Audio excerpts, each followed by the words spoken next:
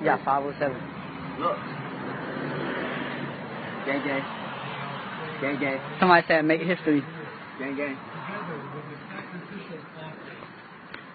So that purified by your graciousness, we may be Yeah! of your Hey! love. What it do? I got it, bro. I got it, bro. What's wrong with you, bro? Hey! I was like, everybody knows boom gang, you feel me? Hey, you doing that kind of shit, you know what I'm saying? Hey, what's up? What's up? What's up? What's up? What's up? What's good?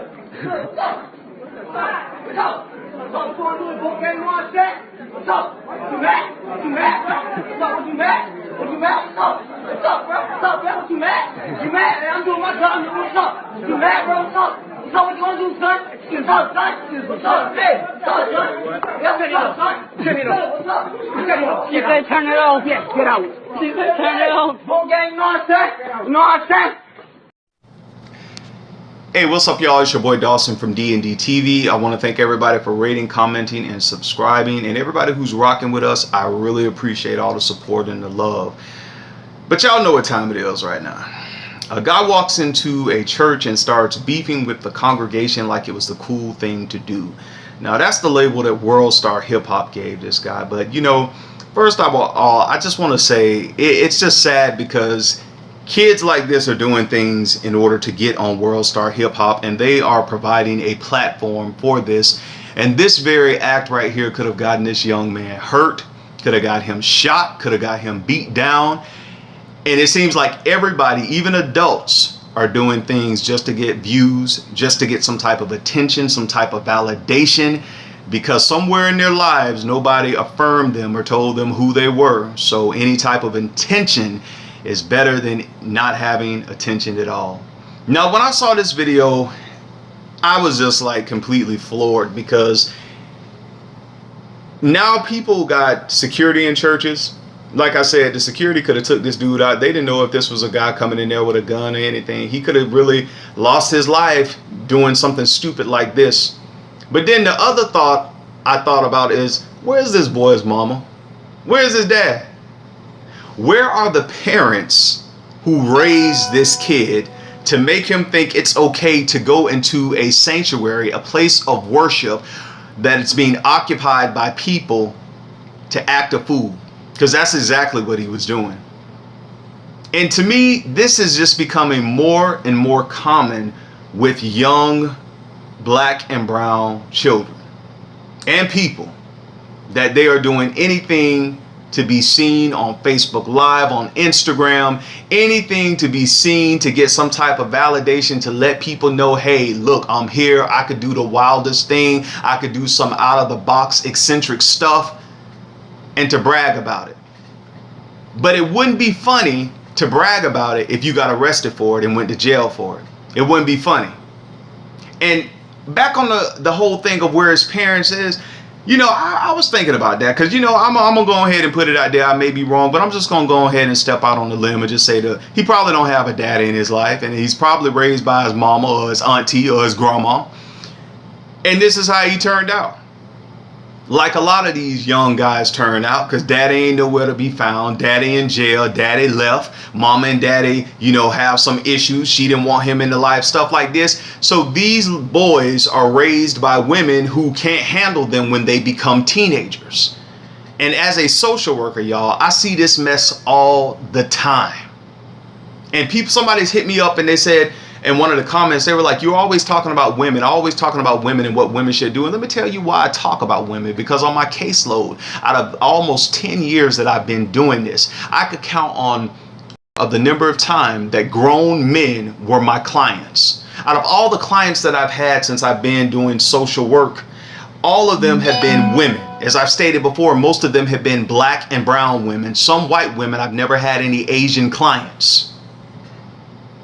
And so when I talk about these subjects and talk about things like this, it's coming from a place of experience and seeing stuff like this almost daily, and then trying to get to the root of the problem, which is why I do address women a lot, is because women have a choice to pick the man that they're going to have a child with. Unless you're raped, that's a different story, and we all know that. We're not slow over here. But you get to choose the man that you want to have a kid with.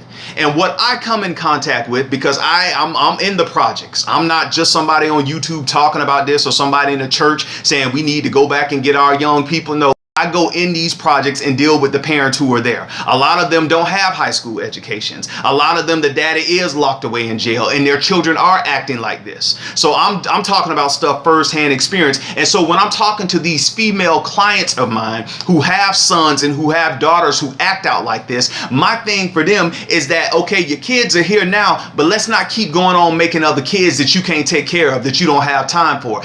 That's why I'm harder on women. That's why I'm always addressing women, telling women that you all are the ones who bring life into this world. And I don't care how good a man look, how big his dick is, what he drives, how much money he have, whatever that nigga tell you to get you to open your body to him, to release everything into him. You really need, this is where y'all spirituality should kick in. This is when you should be praying to God. Is this the man that I need to be having sexual relationships that will probably lead me to have this man's child? Because if all he can give you is just good sex and, oh, he got a big dick, he ain't got no big dreams, he ain't got no big money, he ain't got no big plans. He leaving you here with a big grown ass child that you can't even take care of.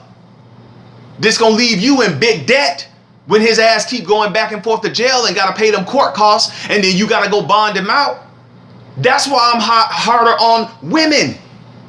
Because some of y'all, you don't have to sleep with a man. You don't have to take what this nigga is saying to you. And I know I'm cussing, and y'all know how I do on this show. If y'all ain't with it, then unsubscribe. But you don't have to take what this nigga is offering you and then just say, oh, well, you know, these dudes ain't all, they all the same. They all the same. No. Then your selection choices need to be different. Now, let me go and talk to the fathers. Some of the fathers, no, I ain't say some of them, half of y'all, all y'all. Y'all are just a waste of men. Because I'm sure his father acts the exact same way. And the sad thing is that we have guys in their late 20s, in their 30s, and some of them in their 40s who are sitting in these projects, who are sitting in these black communities, who are sitting around the corner store, who are sitting under a tree drinking and smoking their damn life away. And they see young boys like this growing up in the neighborhood, and they want them to be just like them. Oh man, you could smoke weed, you ain't gotta go to school, you could just chill out. Yeah man, oh, when you find you a little girl, just fuck her real good, man. Man, you gonna make her scream. Grown ass men who can't impart any wisdom into a young boy like this, but they can help him have a defiled life like their life has been defiled. So it's just a pathology that you're gonna pass on your curse to this young boy too. And then when you look in his eyes, all you see is death, because the people he's been hanging around, they're dead. So all they can give you is what they have. And so that's why you can go into a church full of people on a Sunday or a Saturday or whatever it is and act out the way you did, because you're dead. Dead to life, dead to people, don't care about anything anymore, just basically zombies walking. And you think people are supposed to be scared of you? You think people, and I told y'all in the last video, y'all think I'm lying. Gun sales have gone up because people are tired of being victims. People are tired of being victims with home invasion, with robberies, and America is shooting back. I know y'all say put the guns down, no guns, no war, but let me tell y'all something. If somebody break in my house, by any means necessary, I'm defending myself and my family. I don't care what the law said. We are tired of people who just feel that they could just take out their aggression and their frustration. And I ain't have no daddy and I ain't have no mama. You know, society isn't bad, so I got to get it the best way I can, nigga. I don't care what happened. Well, nigga, die the best way you can. Because here come an AK for you. Here come a bullet for you. And I know that sounds hard coming from a social worker, but I talk to my clients this way. And they know it straight up because they living in the project. They see people, they've seen people die. And not everybody who's living, in certain areas feel, they're not all of them want to be there. Some of them want better, but the majority of them have this cultural of violence mentality, this culture of ignorance mentality, that all they want to do is be seen and be on Facebook Live and be on WorldStar and be on Instagram. and try to make your life seem like you're some celebrity. But son, you're not Slim Thug, man. You're not Waka Flocka. You're not them. You're not Soulja Boy. And the thing is that we'll have him and grown men and grown women continue to act out in order to get attention, even if it means it comes to their death. And so what I want is for the people who are conscious, not the people who give it lip service. Because like I said, I'm a social worker. I'm already in the projects. That's what I do. I go in there and deal with people like this and deal with his mama and his auntie, them who have to raise him. That's what I basically do. But for those other people who are conscious, and for the teachers who have to deal with students like this in their class, and when you're dealing with 30 and sometimes 40 and 45 students, some teachers are dealing with more than that. That we have to have another mandate when it comes to dealing with kids like this. Because their mama can't do it. She done had him all these years. She can't do it. Daddy probably ain't nowhere to be found. So it is up to us to try to impart some type of wisdom to these young kids if they choose to listen. Now, you can do your best. If they listen, they listen. If they don't, they don't. But it's up to us, because everybody else is just going to give it lip service. The churches, some of them are going into the communities and help, but a lot of them ain't. They just sending the damn food truck there. Sending we gonna have tent meeting out here and we gonna give out some clothes. Yeah, that'll do something temporarily. But for a mindset like this young man that'll walk into a church and do this, a mindset for people that we're seeing on these videos who will walk into places and just do all these obscene things and just start, tearing up the store, throwing stuff around. There'd be even videos, people walking and stuff, pranking, just being naked. Like, well, come on, man. What is going on in society when you have people like that? People pointing guns at people and Facebook Live in it. You just pointed a gun at somebody just to get their reaction, to see them run, to pull over the side of the road. Just to, oh man, I did that. How they, that ignorant mentality, man. For those of y'all who conscious and who want to uplift the community, and we got to do this, the way to uplift it, we got to go back in the community and talk to young dudes like this. Because I know his mama probably say, well, his daddy wasn't there, his dad ain't shit. We know his dad ain't shit. And all this stuff, people say, well, I grew up without a mom, I grew up without a father, I grew up without this. Come on, let's just collectively say it. You grew up without a mama, you grew up without a daddy, they wasn't nothing, they wasn't in your life. Let's move on. Because all that, those excuses are just crippling you in life. Your daddy. This is your boy Dawson. That's all I want to talk about on this subject right here. Because when I see stupid stuff like this, it's not like I haven't seen it before.